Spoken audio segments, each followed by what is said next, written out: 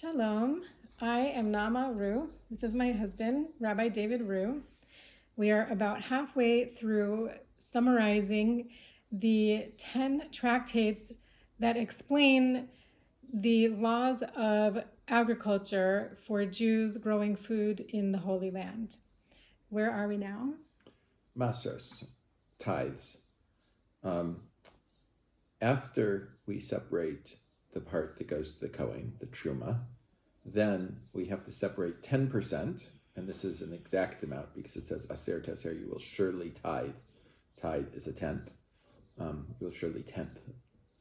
You take a tenth of what's left, and that goes to the Levi.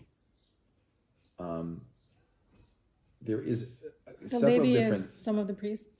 They're not actually priests. They're assistants to the priests. They're the same. They're from the tribe from which the priests are derived. After I have what's called nigmar malachto, I've finished the work. The stuff is ready to be used. For instance, I can, if I'm harvesting grapes for wine, it's not nigmar malachto until I've actually pressed it into grape juice. After that, it's and put in the barrels, then it's finished. And at that point, I separate the tithes.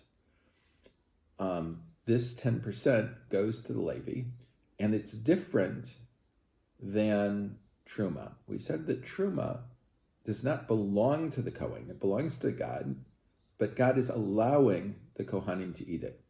Maaser is different, and the Maaser actually belongs to the Levi. So once it's been given to him, he can have guests at his house eat it, for instance, not only Levim, whereas with the Kohen, only the Kohen and his family and so on are allowed to eat it. The Levi could sell it to someone. He can do whatever he wants with it, essentially, because it's not viewed as holy in the same way that the Truma is, and it belongs to him, and it's not that it belongs to God, being allowed by him to eat it.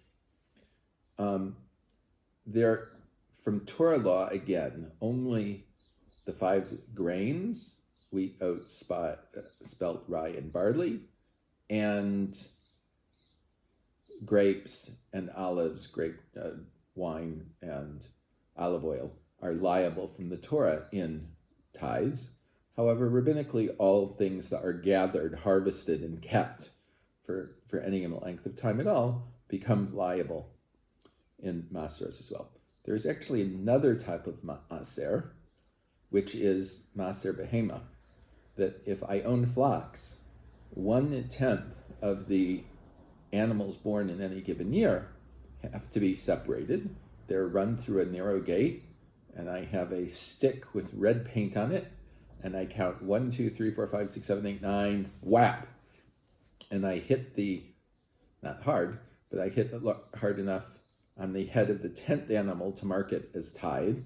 And after I've tithed all of those animals, all of the animals they have, I separate the ones that are set aside tithe. I bring them up to Jerusalem where they are slaughtered there. And there are small parts of the animal that are given to the Kohen, but most of it can be eaten by the owners and whatever guests the owner invites.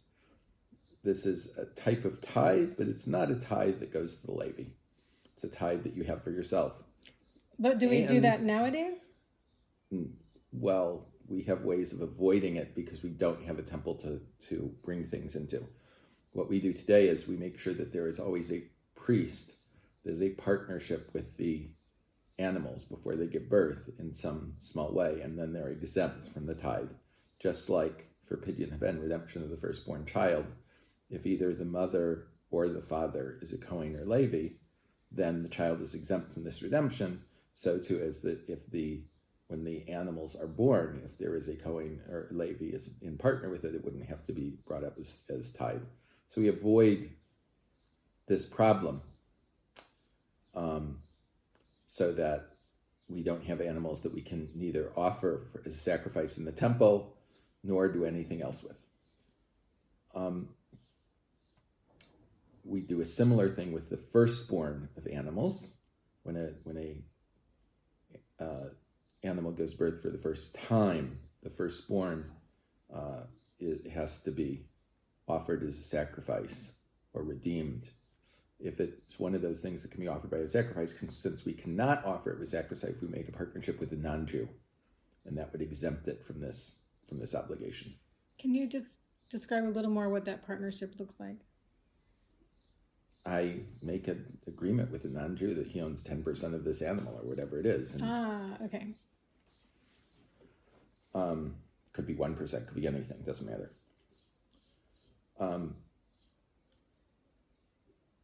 So the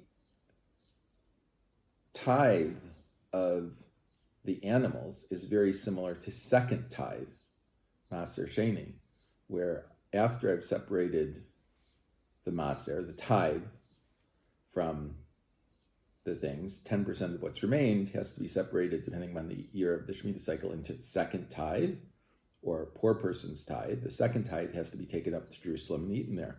Again, this is not something we can do today, but if it's too difficult for me to take these produce up, it could be redeemed, which is what we do to remove the sanctity from it.